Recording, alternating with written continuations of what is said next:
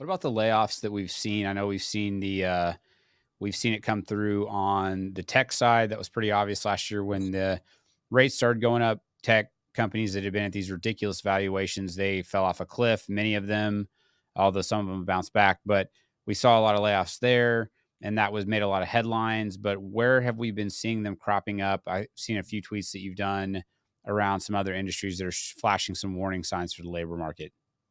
Yes. So I'll talk about one of the funnier ones that I saw, and then I'll talk about the more serious slash concerning ones.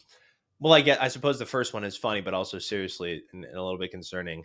You definitely saw this headline flash across Twitter. It was Google will be cutting back on tape and staplers in order to cut Yeah. costs.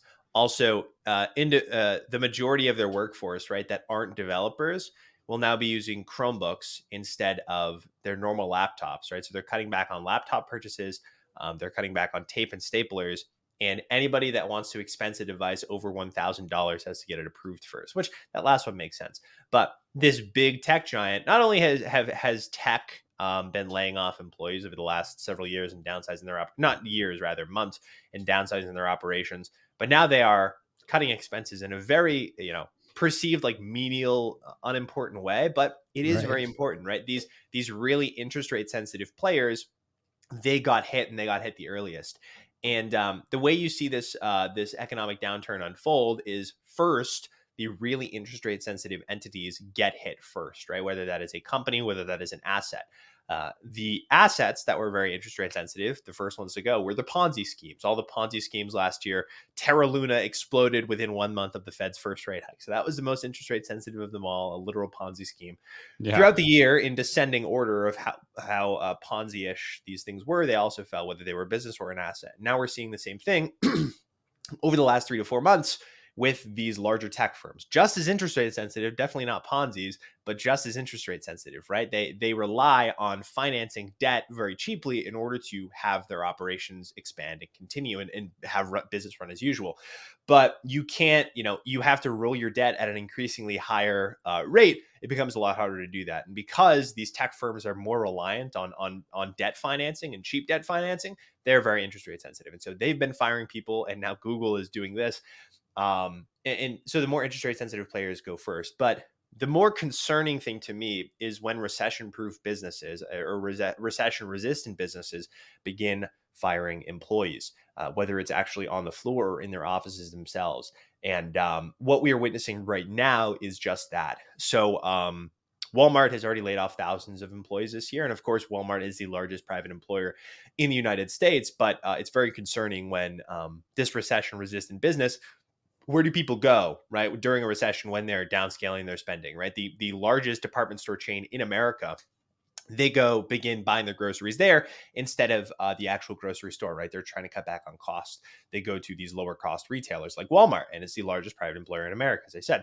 But it shows you the severity of this economic downturn when even a recession proof business that sees this huge influx of customers during recessions is firing people, right? That's very concerning. And the other thing that's extremely concerning, right, and this sort of it falls into the vein of cost cutting. McDonald's is the third largest private employer in America. It makes me shudder when I say that, but unfortunately, it is. It's the truth. Americans love their greasy seed oil ridden food. I'm actually wearing the Seed Oil Rebellion shirt right now from shout out Seed Oil Disrespected. But anyway, McDonald's, the third largest private employer in America, is also laying off some of its corporate employees en masse, right? It's predicted to lay off anywhere between 20 and 30% of its corporate workforce.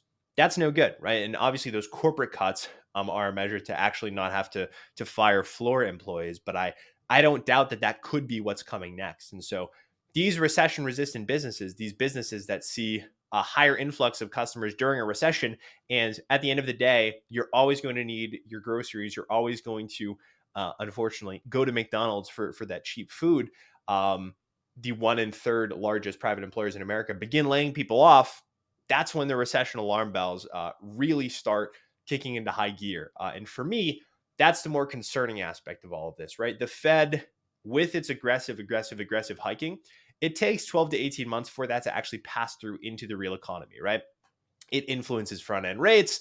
And by influencing front end rates, it brings them up to a degree, but then eventually they stall. But on net, it stops expanding its balance sheet, and then liquidity falls, and yada, yada, yada, down the chain of dominoes, right? It impacts banks first, then it impacts businesses, then it impacts consumers.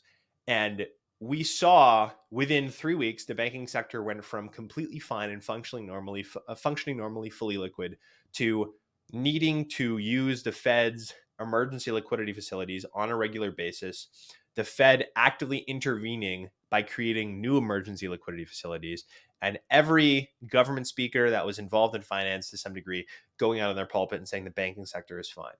That is how fragile the economy has become, the financial system has become after 14 years almost of zero interest rates.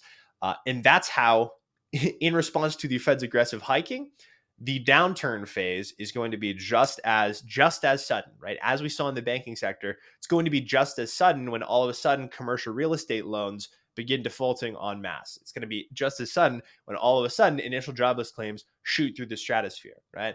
And so that's really what this cycle is. It may be the most expected recession in history, but given the severity that I'm witnessing, right, with these layoffs and recession-proof businesses, and the fact that markets are trading these less than tradable events on a dime, it tells me that when the contraction comes for businesses, when it comes for property, and when it comes for consumers, it's going to be just as sudden, and even though it's really expected, just as impactful.